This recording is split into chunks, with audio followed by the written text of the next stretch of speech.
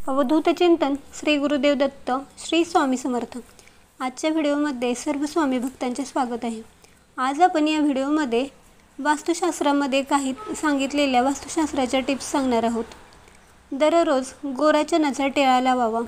गोरा चण नसेल तर तुम्ही केशर किंवा हळदीचा टिळा लावावा। यामुळे गरिबी दूर होते।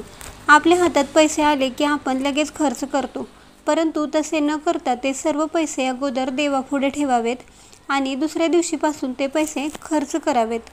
बुधवारी कोणास पैसे उधार देऊ नयेत। जर तुम्ही बुधवारी कोणाला पैसे उधार देत असाल तर ते पैसे बुडण्याचा धोका असतो किंवा ते पैसे आपल्याला खूप वेळा इतरांना मागावे लागतात। त्यामुळे बुधवारी कोणालाही पैसे उधार देऊ नयेत।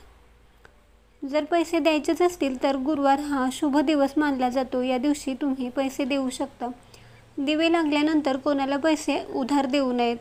जर तुम्हाला लक्ष्मी प्राप्ती हवी असेल तर पिठात साखर मिसळून मुंग्यांना खाऊ घालावी। यामुळे माता लक्ष्मी प्रसन्न होते। घरातून कामासाठी बाहेर जात असाल तर खिशात तसेच पर्समध्ये थोडी तरी चिल्लर जवळ ठेवावी।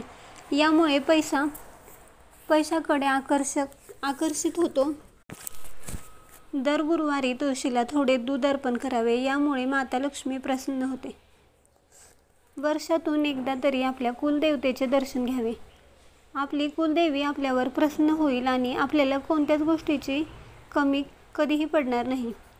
तुमची एखादी इच्छा अपूर्ण असेल आणि ती इच्छा पूर्ण करायची असेल तर तुम्ही व्यंकटेश स्तोत्राचे पठण करावे। यामुळे तुमची इच्छा तात्काळ पूर्ण होईल। हे उपाय तुम्ही आपल्या सुखी संसारासाठी नक्कीच करू शकता।